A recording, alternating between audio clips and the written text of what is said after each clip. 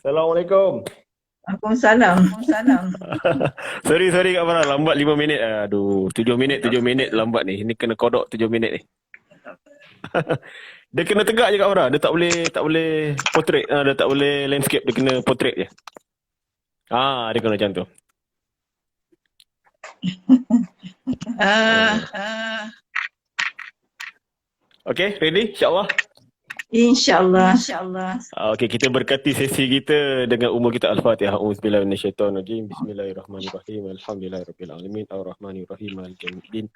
Iyyaka na'budu wa iyyaka nasta'in. Ihdinas siratal mustaqim. Siratal ladzina an'amta 'alaihim ghairil maghdubi 'alaihim waladdallin. Amin. Jadi alhamdulillah bersama saya Encik Amir, certified trainer MSGA IG Live. Borak Ibu bersama dengan Puan Farah. Oh, Kak D pun join kita lah Kak Farah malam ni. Jadi ini sesi kita sebelum menyambut puasa lah, insya-Allah hari Selasa. Kita doa semoga Allah sampaikan kita pada bulan Ramadan, dan insya-Allah Ramadan nanti kita tengok waktu bila yang sesuai. Dan untuk kali ini kita punya sesi sebelum puasa ni kita bawakan khas kita punya Kak Farah lah, saya panggil beliau. Kita nak mengenali individu dan macam mana boleh terlibat dengan ibu. Bismillah Kak Farah, saya serahkan.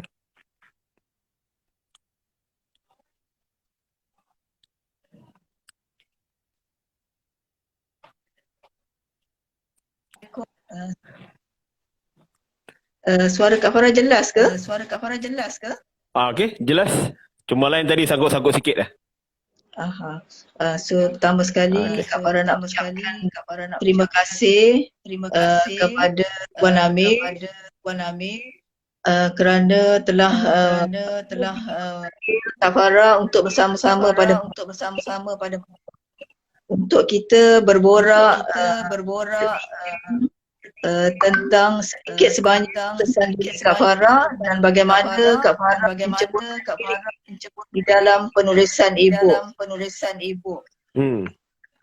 Jadi Tuan Amir, Yes. dari segi hakikinya Kak Farah dari saya sekarang Kak Farah menggunakan travel agency. Okey.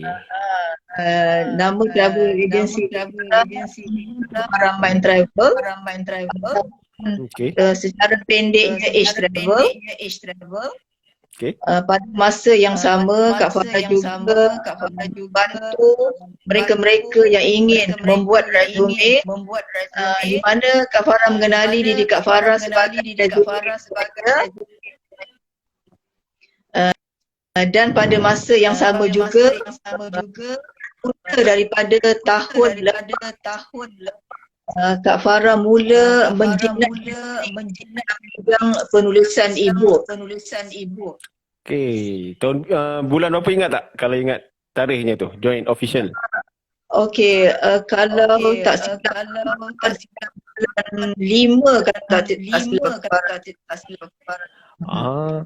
awal lah daripada saya.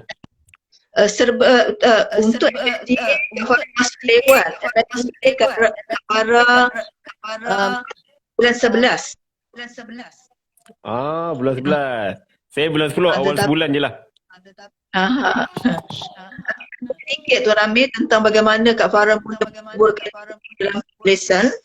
Sebenarnya Kak Farah bersama-sama dengan kumpulan usahawan dengan coach Kak Farah, Abang Abu Mekanikwa. Jadi Kak Farah mengambil satu challenge 21 hari bersama sahabat-sahabat usahawan yang lain.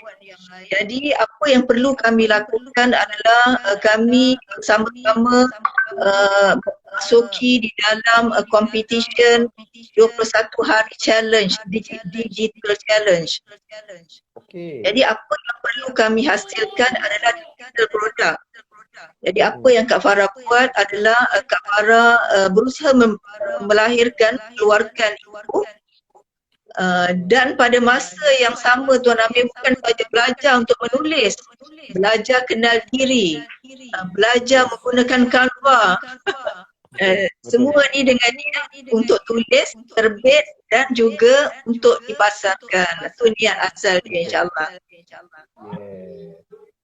Okay, kalau ikutkan referral tu siapa? Referral Kak Farah? Referral Kak Farah tak lain dan tak bukan adalah Kak Di. Dari situlah bercerita Kak Farah. Okay.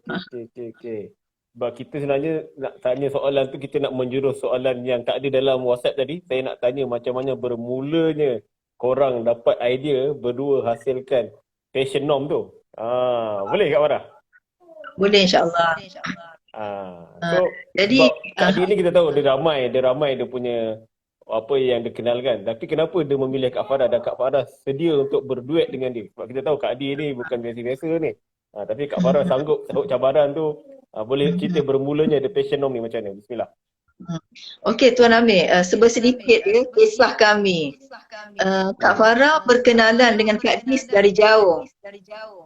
Tapi Kak Farah, Kak Di pun bersama-sama mengikuti challenge dengan kumpulan abang-abu mekanik wang. Cuma tidak terlintas di hati Kak Farah bahawa satu masa nanti Kak Farah akan bersama-sama dengan Kak Di.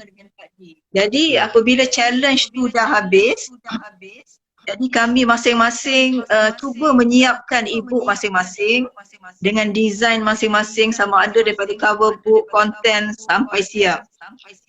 Dan apa yang kami buat adalah menunggu-nunggu supaya platform kami untuk memasarkan buku siap. Tetapi Allah uji dengan adanya some technical problem. Okay. Jadi tanpa satu hari Kak Di telefon Kak Farah, dia mengatakan kepada Kak Farah, kita diberi challenge oleh Abang Abu untuk bersama-sama bekerjasama untuk membawa adik-beradik Abang Abu kepada satu misi, iaitu untuk menulis e-book, menerbit dan memasarkan. Jadi apabila dia menjadi satu keadaan di mana kami semua tak dapat Kak Di mengatakan pada Kak Farah, ada satu platform yang bernama Master Shiro Global Academy. Jadi Kak Farah kata, okey, itu satu cadangan yang baik. Jadi macam mana cara Kak Di convincekan Kak Farah dia bawa Master Shiro secara jadi founder tu datang tu. Dia minta Master Shiro jelaskan kepada Kak Farah betapa baiknya platform MSGA, dan dari penjelasan Master Shiro, Kak Farah merasakan bahawa ini bukan sesuatu yang biasa, sesuatu yang luar biasa, dan lebih lagi datang daripada founder sendiri. Betul. Jadi Kak Farah tak fikir panjang. Lepas tu Kak Farah ambil franchise terus. Itulah kisah dia. Jadi Kak Farah merasakan bahawa bekerjasama dengan Kak Di, Kak Farah rasa membawa kekuatan masing-masing. Jadi Kak Farah, konsep kehidupan Kak Farah, kita bekerja menggunakan kekuatan. Jadi kita ketepikan semua masing-masing punya perkara yang perlu diimprove, bergerak dengan kekuatan. Jadi perbincangan dengan Kak Di, kita cuba pula konsep kita yang kedua, iaitu konsep branding. Itulah lahirnya para daripada hasil buku kami, iaitu Ryan Daniel. Jadi begitulah Tuan Amir perjalanan kami dari satu guru ke satu guru, dan yang mana hasil daripada satu guru ni membawa kekuatan, insyaAllah. Okey, so kalau ikutkan non-passion sekarang dah berapa banyak dah dikendalikan Kak Farah, kalau ingat? Dah berapa sesi dah buat dah? Banyak tu Kak Farah rasa dah 3 bulan. So kami 1 minggu 3 kali. Dah siap 3 kali, 3 bulan, 3, 4, 12, 10 dah berpuluh lah maknanya. Dah banyak dah, Alhamdulillah. Nice. Ini kalau bulan puasa macam mana Kak Farah? Ada perubahan waktu ke? Sama juga maintain ke? Sebab macam agendan kami ni, kami tak tak decide lagi ni nak buat pukul berapa sebab ialah bulan puasa kan. Malam pula dah orang nak tarawih. Tengah cari lagi masa yang sesuai. Untuk non-passion pula macam mana? Waktu yang Tuan sama Amir, ke? Berubah ke? satu kebaikan untuk the non-passion sebab kita orang buat siang. Jadi kita orang tak terganggu sangat lah. ganggu. Sebab konsep kami kita buat siapa-siapa yang ada kelapangan pendengar boleh join. Sesiapa yang maknanya untuk bekerja teruskan sebab dia boleh bersama-sama Betul, kita boleh pada tengok waktu dia lebih tenang insya-Allah. Okey. Ni saya nak masuk tentang ibu Kak Farah ni. Wow, 11 rahsia umrah. Makcik Kiah. Makcik Kiah siapa? Makcik Kiah ni nama Farah Hashim. Ibu Makcik Kiah. The Holistic Mentor. Jadi tentang apa Kak Farah ni? Okey. 11 rahsia umrah ni. Bismillah. Okey. Ibu Kak Farah iaitu IE2328. Wow, 11 rahsia umrah Makcik Kiah. Jadi Kak Farah bercerita sedikit tentang apa sebenarnya motif buku ni. Setelah Kak Farah pertama sekali beberapa kali dah menunaikan umrah, kita dah Allah bagi lapangan kepada Kak Farah untuk menunaikan haji. Dan Kak Farah juga Allah berikan peluang untuk menguruskan umrah. Jadi Kak Farah tengok ada beberapa perkara yang dipandang ringan sebenarnya oleh di antara mereka-mereka yang mengerjakan umrah. Jadi Kak Farah tengok adalah kebiasaan kalau kita nak pergi umrah tu kita belajar kan apa rukun dia, apa perkara wajib dia, apa syarat-syarat dia kan. Tetapi ada beberapa perkara yang kita pandang terasa ringan tapi sebenarnya mempunyai kekuatan yang boleh beri kesan kepada keinginan kita untuk mendapatkan umrah makbulah. Jadi Kak Farah pun membawa 11 perkara yang merangkumi di antaranya karakter-karakter kita yang perlu kita lihat, yang perlu kita kaji semula, persiapkan semula sebelum kita pergi sana.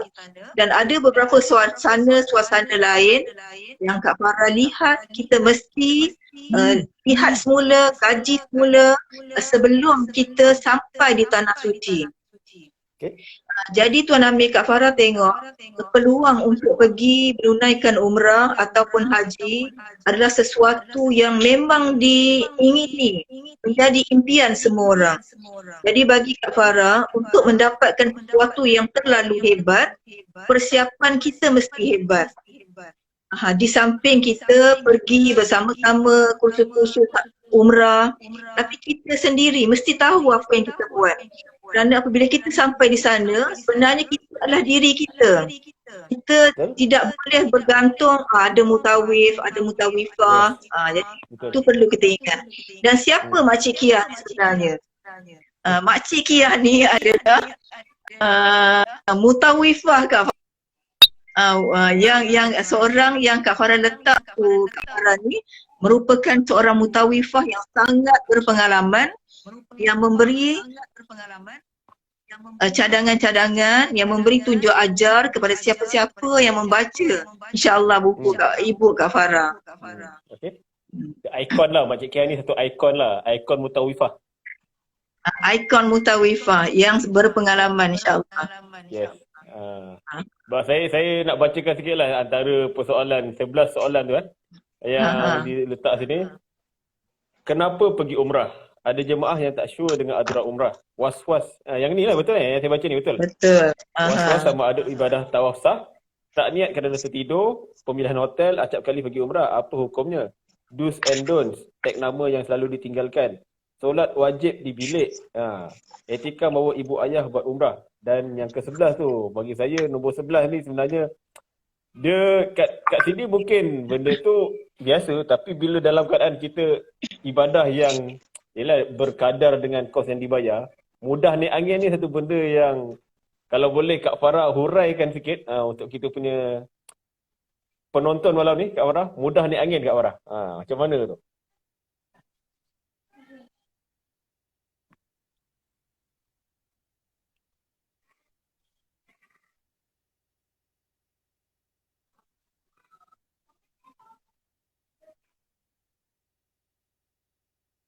Oh, line kita sangkut-sangkut sikit.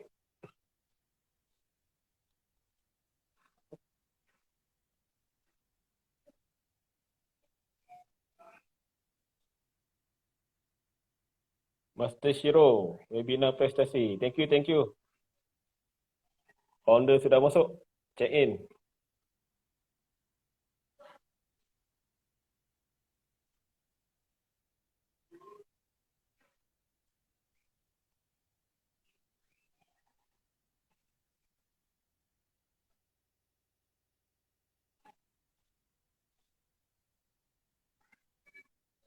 Oh, terkeluar lah pula Kak Farah. Ya, Kak Farah saya invite balik. Okay, invite.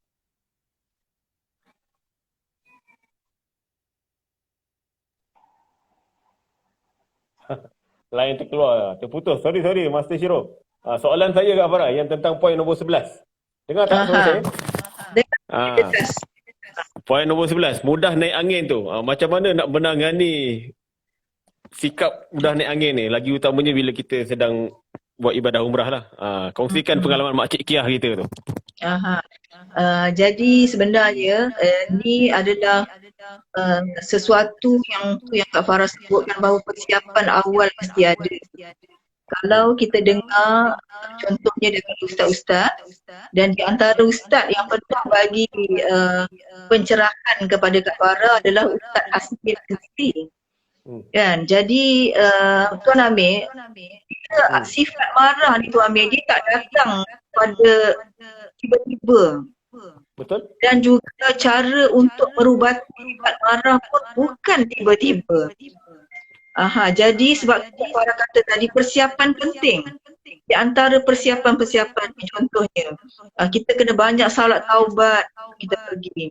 Banyak memaafkan orang sebelum dan banyak meminta doa daripada Allah supaya apa yang kita mohonkan, kita tak ditendangkan hati, kita minta supaya mendapat rakan-rakan yang terbaik, kan? Kita minta supaya Allah bagi ketenangan pada jiwa kita ni, kan? Di samping kita bersolat malam, itu di antara cara untuk mengubat sifat marah ni, di samping zikir-zikir.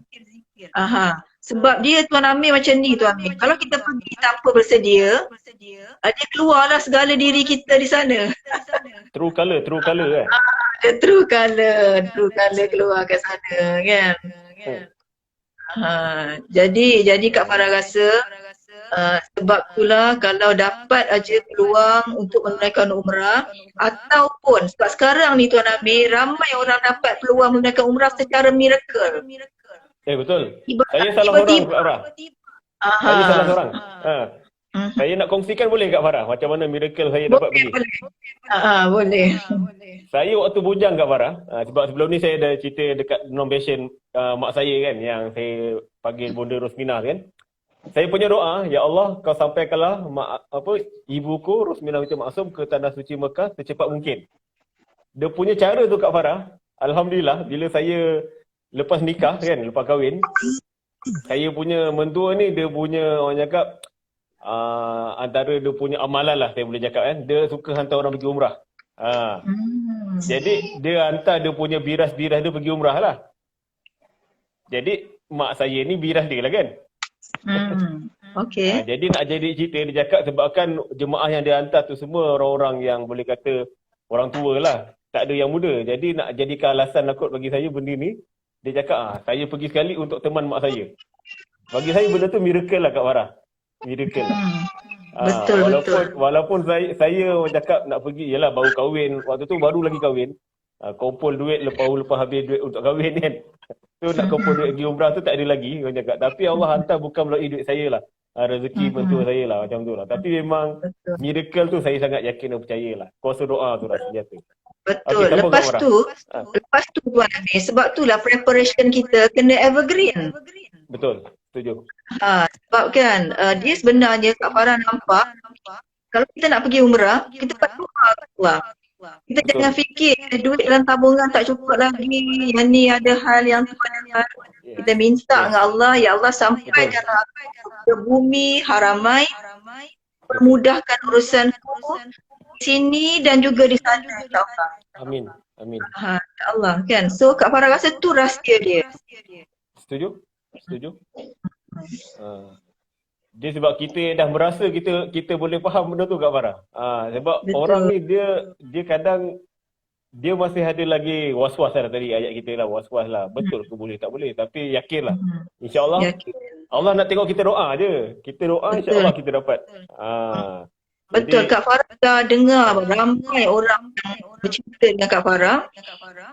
Kita nak ke sana, kita doa.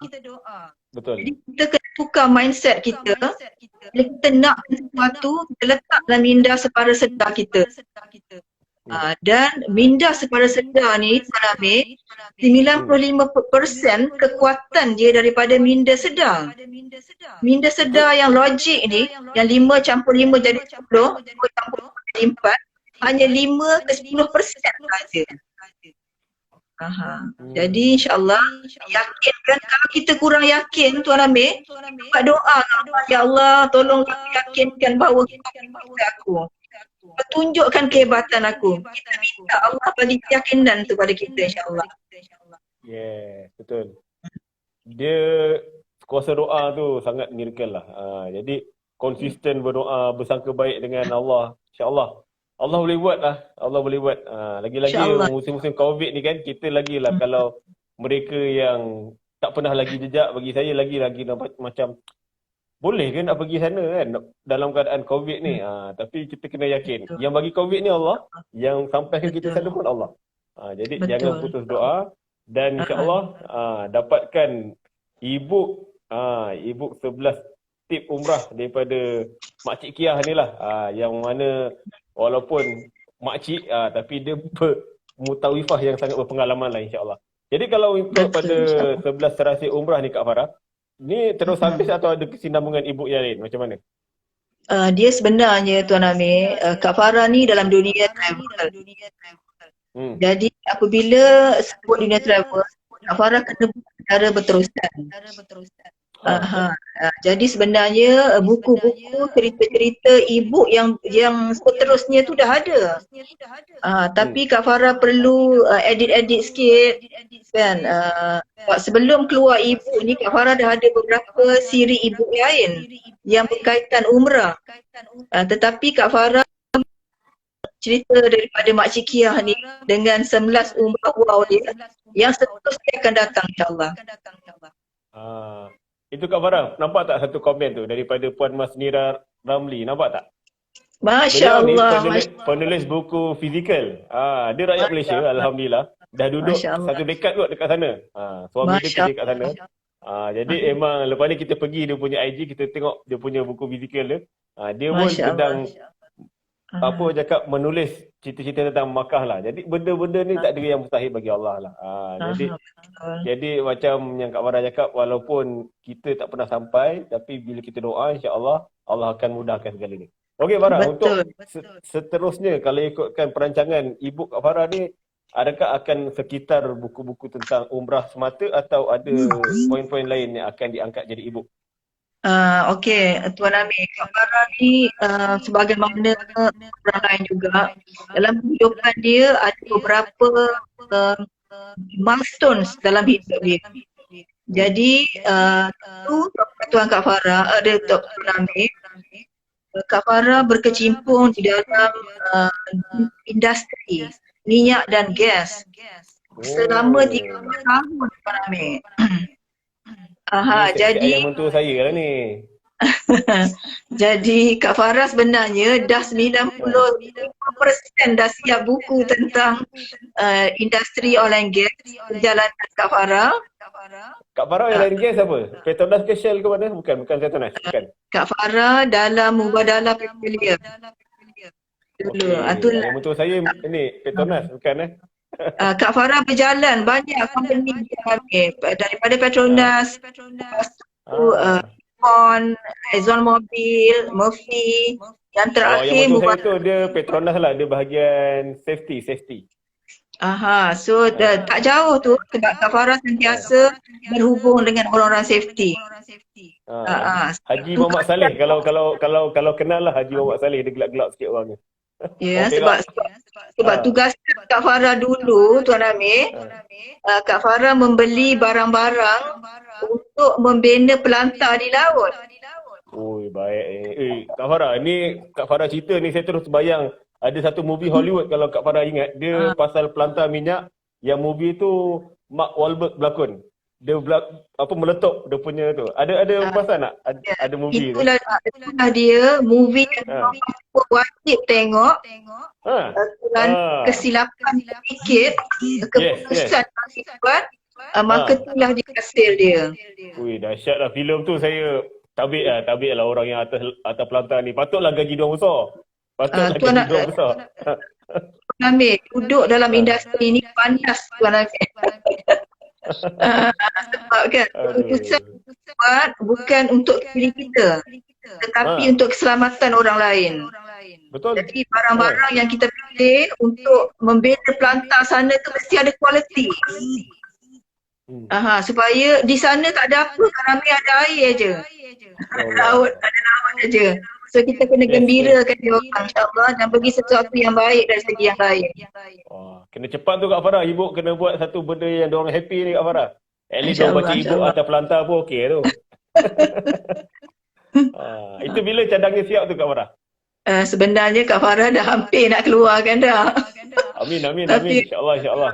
Kak Farah perlu edit beberapa perkara supaya dia lebih dengan baik insya-Allah keluar. Okey. Kita doakan dimudahkan. Okey, Kak Farah. Manakah Kak Farah cerita dari awal tadi Kak Farah ada travel agency. So, dengan pandemik yang berlaku ni Kak Farah, apa ialah kesan tu nombor satu lah. Yang keduanya macam mana Kak Farah sendiri overcome yang dengan situasi pandemik ni? Adakah ada apa plan A, plan B yang korang buat untuk atasi pandemik ni lah ya? Sebab kita tahu antara industri yang sangat terjejas travel agency lah. Kak Farah sendiri macam mana kalau boleh kongsikan lah? Okey Tuan Amir, bila kita bercakap tentang pandemik, pertama sekali kita mesti tahu semua orang terjejas. Betul. Dan memang Kak Farah tahu dalam industri yang paling terjejas nombor satu adalah travel. Yes.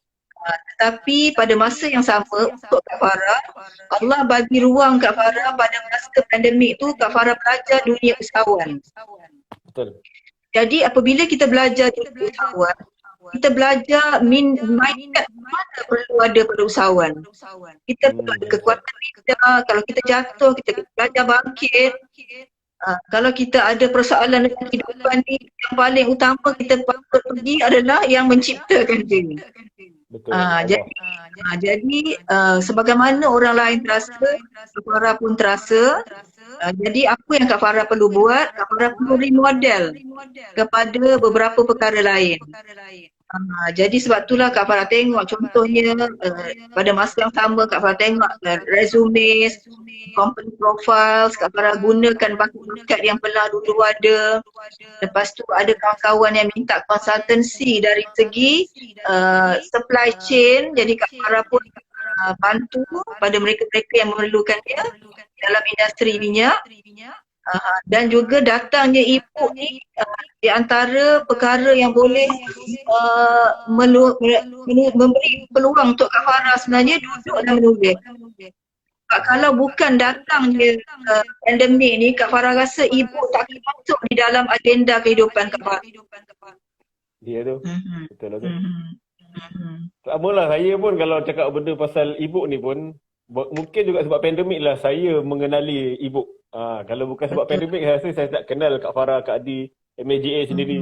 Sebab bagi saya di sebalik musibah ada hikmah lah, ayat macam mana yang selalu disebut-sebut Ustaz Abid Liu kan.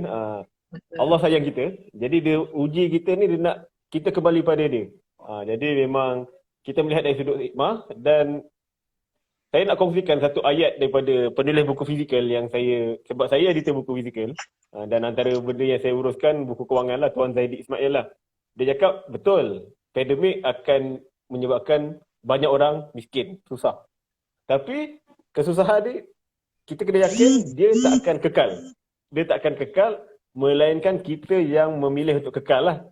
Jadi kita ada akal, kita ada modal masa dan kita boleh ubah tu atas pilihan kita. Jadi saya melihat kata-kata tu satu ayat yang sangat motivasi sebab kita insya-Allah kita masih waras dan kita kena pandai pilih circle lah. Itu yang saya nampak dengan MSGA ni Kak Farah. Sebab Betul. saya nak masuk soalan yang seterusnya ni. Sebab bagi saya MSGA ni dia bukan sekadar e-book, satu platform dan komuniti yang sangat positif lah. Saya tak pernah join grup yang macam ni punya tanpa sempadan usia, sempadan negara, sempadan status pekerjaan. Tapi kita sangat welcoming. Kak Farah oil and gas, saya publishing, dan kita ada doktor, profesor, ustaz. Tapi bila kita dalam e-book ni, kita macam satu keluarga, kita saling menghormati ilmu, background kita masing-masing, dan kita berkongsi dengan kita punya audience.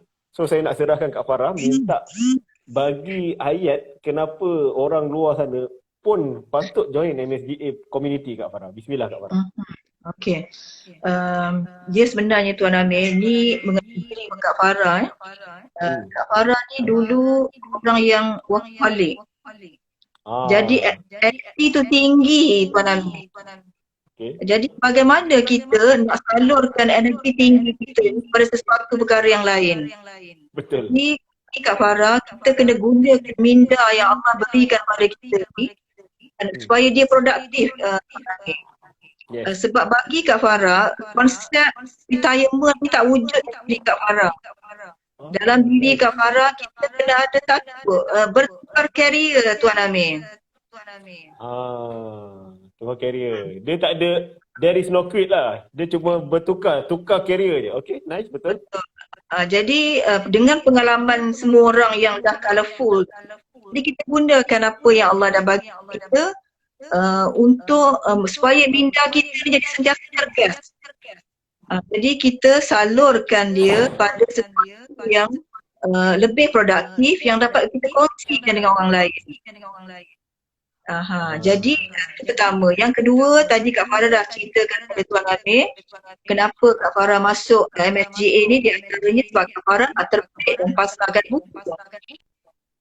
Jadi apabila Kak Farah dapati platform MSGA ni, satu kelebihan dia Tuan Amir, Kak Farah sebenarnya di antara kawan-kawan Kak Farah ada yang website sendiri untuk terbit dan pasarkan buku.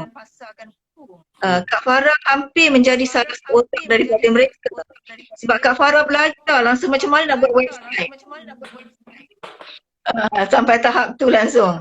Lepas tu bila Kak Farah dah go through 50%, Kak Farah merasakan bahawa baik aku subscribe je lah aku nak buat kan, sebab kita rasa kita gunakan minda kita ni pada sesuatu yang lebih baik. Jadi bila Kak Farah dapat peluang bertanya dengan Kak Di tentang platform Master Shiro, di mana website punya development tu dia buat dengan begitu teliti daripada upload buku sehingga dia diterbitkan, dipasarkan, dia tak ada bimbang, dia tak ada glitches so far ni insyaAllah. Yes.